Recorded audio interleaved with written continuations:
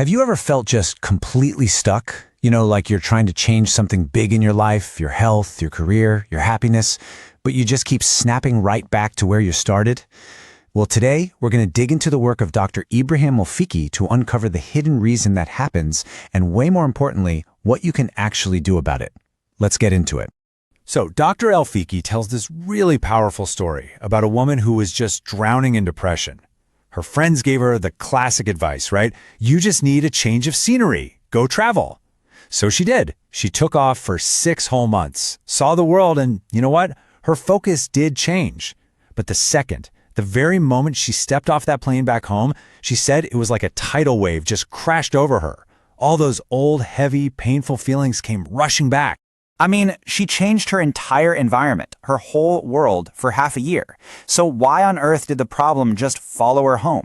That's the big question we're going to answer right now. Okay, so to understand this, we need to break down her experience into 4 key elements. She absolutely changed her place. She wasn't even in the same country. And she changed her time. 6 months went by. But, and this is the whole key, she took 2 crucial things with her. Her matter, that's her internal thoughts, her beliefs, and her energy, her emotional habits, her focus. See, she tried to solve an inside problem with an outside solution. And this is what so many of us do, right? We get completely fixated on the symptoms, the branches and the leaves of the tree. We see the number on the scale, or the debt in our bank account, or that feeling of dread in our stomach, and we try to fix that specific thing. But the real source of the problem? It's not in the branches at all. It's buried deep underground, hidden in the roots. And you can prune the leaves all day long, but if the roots are sick, the tree is going to stay sick. It's that simple. So what exactly are these roots? Dr. El-Fiky calls this the self-concept. Think of it like the master program, the operating system running in the background of your mind. It's this deep internal collection of all your beliefs and values that shapes your entire reality, whether you realize it or not. Okay, so where does this incredibly powerful program even come from? I mean, it's not like we're born with it. Nope, it's built, piece by piece, from the very first moment we arrive in the world. It's a fascinating process. It starts at birth. For a baby, the world is just pure sensation. Lights, sounds, textures, but none of it has any meaning. Then they start to learn names, connecting sounds like mama or baba to a specific person. Before you know it, those names are connected to a huge web of meaning. And that's how language is built. And over years, that language constructs an entire worldview, your values, your beliefs, the core principles you live by. And here is the absolute crux of it all.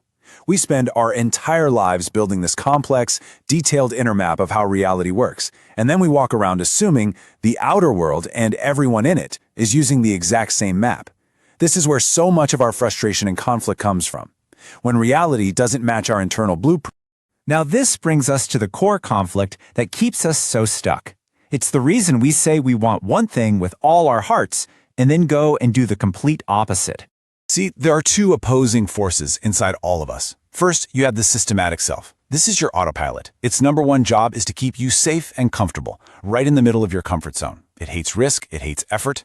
On the other side, you've got the dynamic self. This is the part of you that craves growth, that wants to learn, that gets excited about new experiences. It's the part that wants to hit those big goals. And this internal tug of war is happening constantly. Your dynamic self gets all fired up. Yeah, let's get in shape. I'm going to start that business.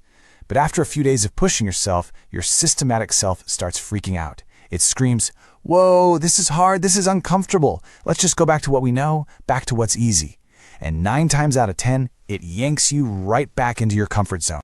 So, if we're stuck in this never-ending battle with ourselves, how do we ever make real, lasting change? How do we make that desire for growth stronger than that instinct for comfort? Well, the answer is to completely shift where we're putting our energy. This is the million-dollar question, right?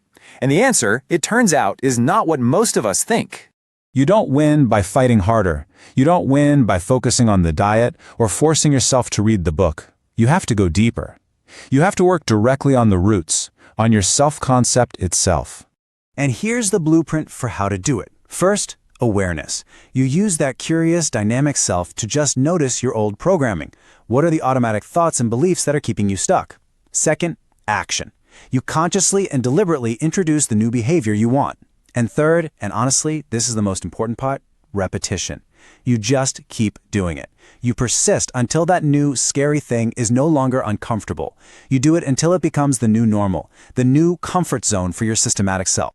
Now, as we start to wrap this up, Dr. El-Fiky leaves us with this really profound, really empowering message about who you fundamentally are.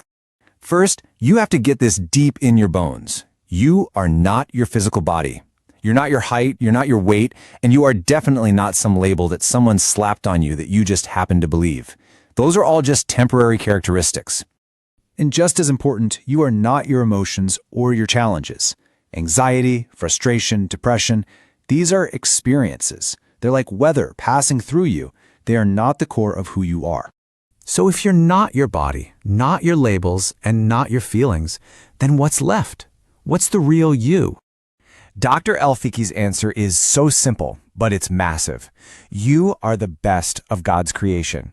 Your inherent worth isn't based on your accomplishments or your body or how you feel today. It's fundamental. It's built in, and you can never, ever forget that. And once you really start to get that, you can look at life's challenges in a totally different way, right? Just like darkness is just the beginning of a new day, pain is often the start of feeling better. And failure is the true beginning of success. Every single challenge holds the seed of its opposite. So the final call to action is simple. Live with this awareness. Live with love. Live on purpose. Live with a sense of urgency.